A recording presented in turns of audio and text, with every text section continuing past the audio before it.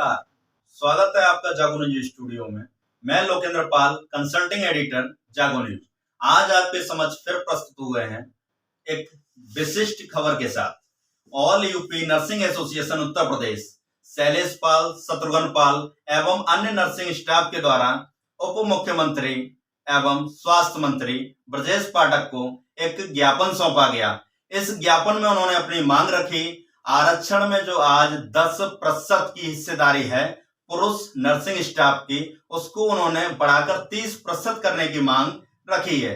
दूसरी मांग उनकी रही, जो पुरुष स्टाफ अपने शहर से बाहर अन्य जनपदों में जो नौकरी कर रहे हैं, उनको यदि उनके ही जनपद में स्थान रिक्त है तो वह स्थान उनको दे दिया जाए। अब इसी के अंतर्गत कुछ बिंदु हैं जो इस ज्ञापन में रखे गए हैं। एक बिंदु है कि घर से दूर रह रहे हैं। अब माता पिता बुजुर्ग हैं या बच्चे छोटे हैं तो उनकी देखभाल नहीं हो पा रही है, तो देखभाल ना होने के कारण जो उनका स्थानांतरण यदि संभव हो सके उस जनपद में रिक्त है स्थान तो करा दिया जाए। ज्ञापन में एक मांग ये रखी गई है।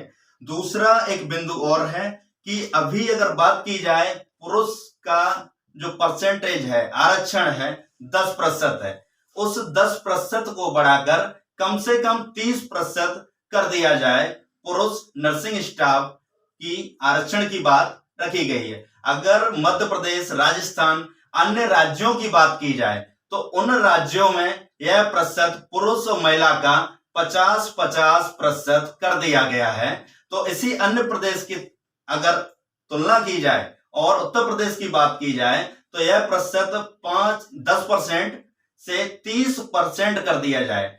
अगर यह बात की जाए जो आज आरक्षण 10% है, यह आरक्षण किसी समय में पहले 5% हुआ करता था। अखिलेश यादव के द्वारा यह आरक्षण बढ़ाकर 10% कर दिया गया और इसको 30% कम से कम कर दिया जाए, क्योंकि 10% जो आज आरक्षण है पुरुषों का, तो इसमें कहा गया इनके द्वारा कि ये पुरुषों के अधिकार का हनन है। अगला बिंदु है नाम परिवर्तन। नाम परिवर्तन यानी कि जो पद है उस पद को लेकर बात की गई है।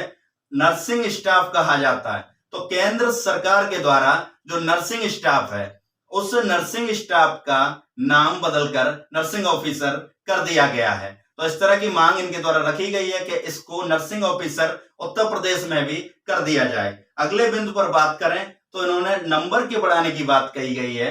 तो नंबर यानी कि बिहार में जिस तरह से एनएचएम के द्वारा जो वैकेंसी निकलती है, एनएचएम के थ्रू जो भी कार्य वर्क कर रहे हैं, और उनको हर वर्ष प्रत्येक वर्ष 5 नंबर उनको दिए जाते हैं।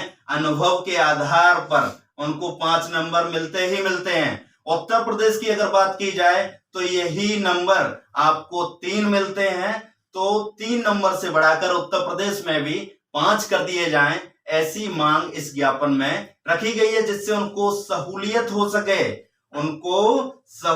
हो सके जब नियमित होने में उन्हें सहूलियत हो सके, जो काफी वर्षों से स्टाफ कार्य कर रहा है। अगले बिंदु की अगर बात करें तो उत्तर प्रदेश लोक सेवा आयोग के द्वारा पहले एक परीक्षा कराई जाती थी। अब जो परीक्षा है वो हाल ही में 2 कराई जा रही हैं। तो ये 2 परीक्षा, पहली परीक्षा जो हो रही है बहुविकल्पीय है, उसके बाद दूसरी है आपकी लिखित परीक्षा है। उस लिखित परीक्षा की जगह बहुविकल्पीय परीक्षा की बात की गई है, जिससे पारदर्शिता बनी रहे और जो नर्सिंग स्टाफ काफी वर्षों से कार्य कर रहा है उस नर्सिंग स्टाफ को नियमित होने में आसानी हो सके। धन्यवाद।